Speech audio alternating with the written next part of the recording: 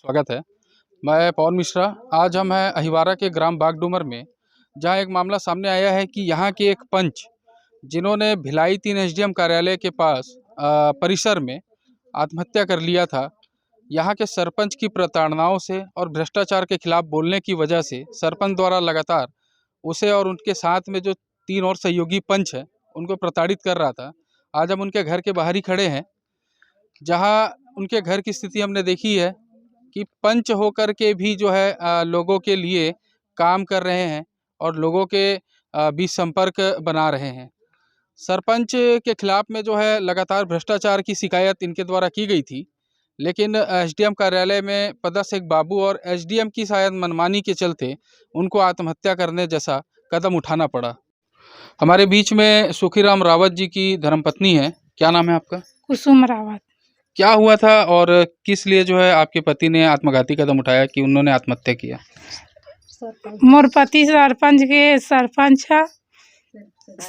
सरपंच सचिव ने बहुत धमकी दे रही से 2-3 वाले घर फोड़े के नौबत भी आ गई से और नोटिस भी भेजत रही से। मोर ससुर भी मारे पीटे रही से और जेल भी करवा दे रही से। अभी भी वो धमकी हमकी देते, ओकर पेशी भी चला थे ओकरे कारण से कर डरी सो। तो जैसा कि सरपंच के द्वारा लगातार ऐसा कौन सा प्रताड़ना दिया जा रहा था जिसके मतलब वजह से जो आपके पति ने आत्महत्या की? घर तोड़ने की धमकी दे रही से और राशन वासन भी कार्ड लेकर दे रही। राशन कार्ड भी आप लोगों का कटवा दिए थे? पैसा मांगता था। अभी आप क्या चाहते हो? इंसाफ चाहता। मोर छोटे छोटे 2 जन बच्चे है, उसके पालन पोषण के लिए इंसाफ चाहता हूँ। करमन के पढ़ाई लिखाई के लिए। अच्छा, आप उनकी क्या लगती थी? सुखीराम जी बहन हूँ। मोर भाई इंसाफ चाहिए। सरपंच से बहुत टॉर्चर कर रहा है और उसको बार बार नोटिस भेजता था घर तोड़वाने के लिए। मोर बाबू ला जेल करके अंदर करके मरवई से उसका भी केस चला थे और ले के बहुत टॉर्चर करते। बार बार बाबू को भी नोटिस भेज रहा था, भाई को नोटिस कर रहा था। 3 नोटिस में बोल रहा था तुम्हारे घर को तोड़ देंगे, और 3 बार के नोटिस में बोला है हम लोग आपके घर को तोड़वा देंगे। ऐसा वैसा करके हमारे भाई को बहुत टॉर्चर किया, इसलिए आत्महत्या करने के लिए मजबूर हो गया। हम लोग कैसा करेंगे क्या अच्छा, करेंगे? ये आप लोग शासन से क्या चाहते हैं? हम लोगों को शासन से जल्द हम लोगों को कुछ मुआवजा दे। हमारे छोटे छोटे बच्चे हैं, भतीजा हैं, भाई हैं, हम लोगों को कुछ नहीं मिला थे। न्याय मिलना चाहिए। सबसे बड़ी बात, मेरे भाई को न्याय दिला दीजिए। सज़ा से सज़ा, जल्द से जल्द मेरे भाई को सज़ा दिला दो सर। अब हम लोगों क्या करें क्या नहीं करें? हमारे घर का करता धरता वही है। हमारे भाई के ऊपर बहुत टॉर्चर किया है, उन लोगों ने अत्याचार किया है। हम क्या करें क्या नहीं करें, कैसा करें, ऐसा सोच रहे हैं। यही है सर, अब क्या बोलें हम लोग। है चाकरी है, सरकार से अनुरोध करते हैं कि हम लोगों को कुछ दिलाएं। हम लोग इसका अत्याचार से बहुत तंग आ चुके हैं। हम लोगों को कुछ चाहिए। छोटे छोटे बाल बच्चे को लेकर कहाँ जाएं, कैसा करें? ऐसा है, घर को टॉर्चर करते हैं, फोड़ने के लिए बार बार बोलते हैं। सरपंच का क्या नाम है? मदन लाल जांगड़े हैं सरपंच के नाम। मदन लाल जांगड़े संपर्क का नाम? सरपंच का नाम मदन लाल जांगड़े हैं। स्वर्गीय पंच सुखीराम जी के पिताजी भी उपस्थित हैं। क्या घटना हुई थी अंकल आपके साथ में? मोर से ओकर घर पर एक बतावा था। सुने, मैं चेता भर गए रहे हूँ। एक घर मोर 10 बेर की से तोर बेटा समझा दे, इसी की तोर बेटा 10 मोला तोर बेटा समझा दे, तोर घर फूटने वाला है कि मोर घर लकावर फुरबेर भाई। मोर बेटा से तय कुर्सी पाते दम और बोले रहे हूँ, कुर्सी पाते दम तो ते भाई मोर बेटा छोड़ दे। अच्छा, आपके बेटा के साथ में का चीज़ के ऊपर दुश्मनी रही से? अब मैं नहीं बोला, नहीं बता सकूँ का दुश्मनी पाल के ते मोर बेटा छोड़ी चलना। तो लगातार जो है का नाम रही से सरपंच के यहाँ? मैं हाँ दुहे भर जाऊँ। दुहे भर से? हाँ, और मैं सांझ कर मैं नहीं आवा चतायल गया तो लगे सो अंदर करवा दी। 12 बजे रात को उठा के लेके मोला डग्गा बना के। अच्छा, अभी आप क्या चाहते हो? मैं अब चाहता हूँ, मोर तो लड़का गया है जो जाना रही श्याम मुखिया घर में हैं, तो वो मोर दल अब चले गए। अब मैं हाथ सकेल के बैठ गया, तो नाल बाल बच्चा अब कौन पाल ही पोसी हैं। अब ओकर बोल कुछ चाहिए भाई मोला सरकार तरफ ले। अच्छा के लड़के भी हैं, क्या नाम है भाई आपका? नेमीचंद रावत। क्या हुआ था और क्या आप लोग मांग चाहते हैं? मेरा भाई यहाँ का वो था, पंच था बागडूमर गांव का, वो 13 नंबर वार्ड का। वो जब से जीता था, यहाँ चुनाव में आया था पंचायत में, तब से उसको राजनीति दबाव होता था। इसलिए वह पंच के क्या नाम, ये सरपंच और सचिव के दबाव हमेशा चलता था। फिर भी हम लोग को घर वालों को बोलता था कि हमको कोई ज़रूरत नहीं है उसको कुछ बोलने का। हम लोग भी बताते थे उसको कुछ बोलने का कोई ज़रूरत नहीं है। फिर उन लोग का क्या हुआ क्या नहीं पता नहीं। फिर अवैध खनन मुरुम खनन में जब आया उन लोग का पारी, जब हमारे भाई शिकायत उकायत किया, तब से हमारे भाई बहुत ज़्यादा ही मतलब तकलीफ में हो गया। उसको बोला था कि घर को तोड़वा देंगे, वैसा वैसा। हम लोग सब भाई को बोला कि हमारे घर टूटने वाला है, हमारे बीबी बच्चा सब रोने गाने चालू हो गया। फिर दूसरे बार मिला नोटिस, फिर वही हाल हो गया। फिर तीसरे बार इन लोग पंच मिल के जानकारी किया कि हमारे घर कैसे टूट जाएगा, हम लोग अवैध जगह में है ही नहीं। ऐसे इन लोग 4 पंच उठाए उस बात को। फिर हमारे भाई को इसी दबाव मिलते जाए। फिर उन लोग उसी केस में फंसा हुआ था, कौन से वो मुरुम वाला। उन लोग बोला कि हम लोग न्याय है, उसके बाद भी हमको अन्याय कर रहा है, और जो दोषी है उसको बाइज्जत बरी कर रहा है, हमको न्याय नहीं मिल रहा है। इसीलिए हमारे भाई वो गया था तहसीली, कौन से SDM कोर्ट गया था।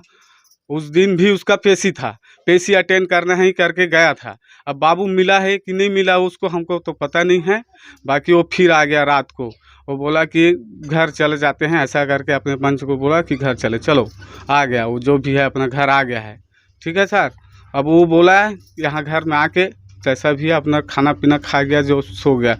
अब हम सुबह देखें कि हमारे भाई कहाँ हैं। सुबह हम लोग देखे तो हमारा सरपंच आग बता रहा है कि तुम्हारे भाई ऐसा ऐसा हो गया है। तो हम लोग बोले कि हमारे भाई तो हमको बिगड़ बताए कहीं जाता आता नहीं है, तो कैसा हो जाएगा। फिर हम लोग जान गए कि इसका दबाव ही है, और रिजल्ट अभी वही आया है। तो हमारे कहना है दोषी को तुरंत की तुरंत सज़ा मिलना चाहिए, और हमारे उसका बच्चा है उसको जो है सरकार तरफ से मुआवजा मिलना चाहिए, उसके बीवी को कुछ न कुछ रोज़गार देना चाहिए सरकारी तरफ से। हमारा यही मांग है। हमारे तो भाई चला गया है और तो नहीं आएगा, उसको न्याय मिलना चाहिए। जो दोषी है उसको जल्द से जल्द सज़ा भी मिलना चाहिए।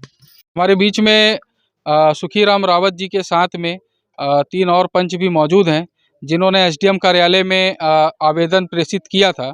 क्या घटनाक्रम थी भी, आपका नाम बताएंगे? मेरा नाम गोवर्धन कुमार टंडन है, मैं वार्ड पंच वार्ड नंबर 10 का।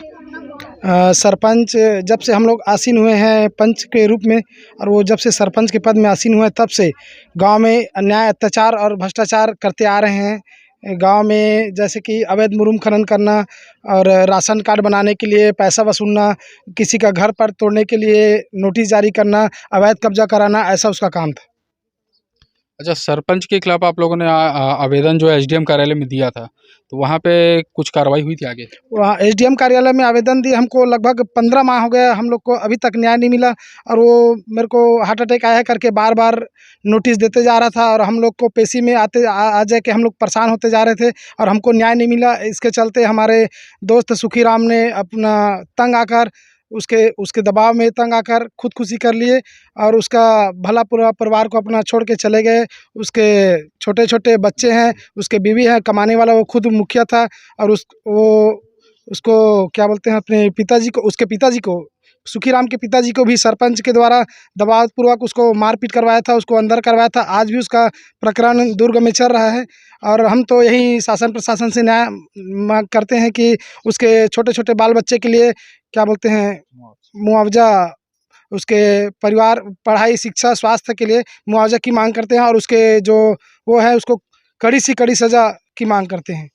अच्छा भैया, ये अवैध मुरुम उत्खनन के खिलाफ में जो है आवेदन जो हुआ था, और मैंने देखा भी है कि कुछ मीडियाबाजी हुई थी, न्यूज़पेपरों में भी आया था कि सरपंच और क्या नाम है किसी के ऊपर में कुछ कार्रवाई हुई थी, तो ऐसा कुछ हुआ था? ऐसा हाँ हुआ था सर। हम लोगों ने वहाँ SDM ऑफिस में हम लोग ने आवेदन प्रस्तुत किया था। उसके बाद आनंद फानन में यहाँ पे तत्काल में हुआ था सर, जहाँ पे तहसीलदार भी आए थे और पुलिस वाले प्रशासन भी आए थे, यहाँ पे आके जांच-वाँच भी किए थे। उसके बाद ऐसा पाया कि यहाँ पे अवैध रूप से खनन किया जा रहा है। लाखों रुपए का मुरूम यहाँ से निकाल के अवैध रूप से सरपंच ने अर्जित किया था। पूरा पैसा उन्होंने गबन किया था। हाँ, तो उस पे कुछ कार्रवाई हुई थी? नहीं हुआ था। उसका बस नोटिस एफआईआर बस हुआ था, उसके बाद कुछ कार्रवाई नहीं हुई। उसके बाद में उसमें अपने पहचान-वहचान करके फिर से वहाँ पे ना खनन स्टार्ट हो गया था। ऐसे करके उन्होंने लाखों रुपए का मुरूम यहाँ से बेचा है पूरा। अच्छा, अभी अहिवारा क्षेत्र में अभी भी क्या मुरूम उत्खनन जो है बागडूमर क्षेत्र में ऐसा हो रहा है क्या? हो रहा था सर, अभी नहीं हो रहा है। बाकी इससे पहले ये घटना बहुत जगह हुआ था, 3-4 जगह हुआ हम लोग के गाँव में। आप लोग को दिखा सकते हैं हम वो जगह। यहाँ पे मुरूम अवैध रूप से खनन हुआ, जिससे क्या पंचायत का और गाँव का पूरा आर्थिक नुकसान सरपंच के द्वारा और सचिव के द्वारा किया गया है। सचिव कौन है? सचिव अपनी रेखा मालवी है। अच्छा, अभी ऐसी एक जानकारी और भी आई थी कि रेखा मालवी को जो है बर्खास्त किया गया शायद। हाँ, सुना हूँ सर, अभी मेरे दोस्त से ही पता चली है। ये कंफर्म है कि नहीं है? कंफर्म होगा सर, निकाल उसको हटाना ही चाहिए सर। ऐसे सचिव हमें नहीं चाहिए गाँव में, जिसके कारण गाँव के लोग मरे या फिर ये सब घटना हो। अच्छा, यहाँ पर जो है इतने दिनों में सरपंच के द्वारा कुछ विकास कार्य करवाए हैं क्या? सरपंच के द्वारा कोई विकास कार्य नहीं हुआ है। गांव में कोई विकास कार्य नहीं हुआ है। अच्छा, सड़क नाली पानी समस्या कुछ है यहाँ पर? पानी की समस्या तो बहुत था। मैं खुद वार्ड 13 का मैं पंच हूँ, 12 का पंच हूँ। तो मुझे खुद मालूम है कि गांव में जैसे नल जल योजना मिशन का जो कार्यक्रम चल रहा था, तो उसने सरपंच ने मनमर्जी से जैसे पाया वैसे पाइपलाइन को बिछाया है। इसकी शिकायत मैंने दुर्ग के जो कलेक्टर ऑफिस है और आपका जो पीएचई विभाग बोलते हैं जल संसाधन कार्यालय में मैं खुद जाके इंजीनियर को खुद बुलवाया था मैं कि देखिए गलत पाइपलाइन बिछा हुआ है। अब इसको भविष्य में सड़क निर्माण होगा तो फिर आपका शासन को कितना नुकसान होगा। ऐसा करके मैं खूब आवाज़ उठाया वहाँ तक, कई बार कलेक्टर ऑफिस में गया मैं। तो मेरे निवेदन को सुनते हुए फिर उसने इंजीनियर आया और नाप के बोला कि पाइप को ऐसे बिछाना है। तो फिर भी पाइप सही ढंग से नहीं बिछा है और पानी की समस्या अभी भी गाँव में है। और फिर भी हमारे वार्ड में 12 नंबर वार्ड में बोरिंग खराब हो गया था। तो मैंने निवेदन करते करते पंचायत में थक गया था कि इस बोरिंग को बनाइए, बोरिंग को बनाइए, बोरिंग को बनाइए, लेकिन पंचायत ने कभी नहीं सुना। तो हमने हताश होकर क्या किया, फिर वहाँ जाके कलेक्टर में शिकायत की कि हमको बोरिंग चाहिए, नया बोरिंग चाहिए। हम कहाँ जाएंगे, हमारे वार्ड के लोग कहाँ त्राही हो जाएंगे। तो फिर उसके बाद में फिर क्या हुआ, फिर हमने रुद्रगुरु से भी निवेदन किया कि हमारा बोरिंग को करिए साहब। फिर विधायक जी ने हमारे निवेदन को स्वीकार करते हुए तुरंत तत्काल वहाँ बोरिंग खुदवाया, जिससे वहाँ पे हम पानी पी रहे हैं, अभी नया पानी पी रहे हैं। उसके बावजूद भी उसने अभी वर्तमान में सरपंच ने एक गलती और किया है कि वहाँ का जो मोटर जो लगा हुआ था उसको उखाड़ के दूसरी जगह लगा दिया जहाँ जनता की ज़रूरत नहीं है। ऐसा उसने अभी भी अत्याचार और शोषण का कार्य लगातार करते आ रहा है, क्योंकि उसको छूट दे दिया है कि आप जो आपको करना है सज़ा मिलने से पहले जो करना कर लो। ऐसा करके उसको अधिकारी लोग ने छूट दे दिया है। हमारे निवेदन करने के बावजूद भी हमारे आवेदन को उसने सज्ञानता से गंभीरता से नहीं लिया। और ये बहुत बड़ी घटना जो घटी है हमारे गांव के लिए दुखद है, परिवार के लिए दुखद है। परिवार का पालन पोषण करने वाला कोई नहीं है, गरीब को सुनने वाला कोई नहीं है। तो हमारे गांव में न सरपंच की ज़रूरत नहीं है, न सचिव की ज़रूरत नहीं है, न पंच की ज़रूरत नहीं है। हम शासन से अनुरोध करते हैं कि हमारे ग्राम पंचायती राज की हमारे गांव की ज़रूरत नहीं है, क्योंकि 40 साल से हमारे गांव में ये भ्रष्टाचार होते हुए आ रहा है। एक दिन नहीं, 40 साल से 40 साल का सबूत मैं अपने पास रखा हूँ। पंचायत का प्रूफ पूरा रखा हूँ कि पंचायत क्या क्या गलती करती है। मैं शासन से निवेदन करता हूँ, मीडिया के माध्यम से निवेदन करता हूँ, संवाददाता से निवेदन करता हूँ कि इस जाँच प्रक्रिया को अति शीघ्र जो दोषी पाया जाता है उसके ऊपर सख्त कार्रवाई करे, उसको जेल के अंदर डाला जाए, उसकी कोई जमानत ना हो। ये आप लोग से निवेदन है। जैसा कि ग्राम पंचायत वागडूमर में पंच की आत्महत्या के बाद से जो है पूरा क्षेत्र जो है एक आक्रोशित है। उनके सहयोगी सारे पंचों के द्वारा जो है लगातार जो है सरपंच को हटाने की मांग की जा रही है। सरपंच का भ्रष्टाचार आए दिन बढ़ते जा रहा है। वहीं लोगों मृतक के जो परिजन हैं उन पर भी लगातार दबाव डाल रहा है, जिसके चलते जो है कहीं ना कहीं यहाँ पर लोग जो है हताश हैं। सरपंच को हटाने की मांग की जा रही है। सरपंच के रवैये को लेकर के आज जो है हम लोगों ने ये देखा कि हमारे बीच में उनके परिजन और यहाँ के जो पंच हैं उन्होंने लगातार उनकी शिकायतों को एसडीएम, कलेक्टर और भी शासन के प्रतिनिधियों तक पहुंचाया है। तो आगे की कार्रवाई अब देखना है कि क्या होता है। तब तक के लिए बने रहिएगा सीजी जनमत पर।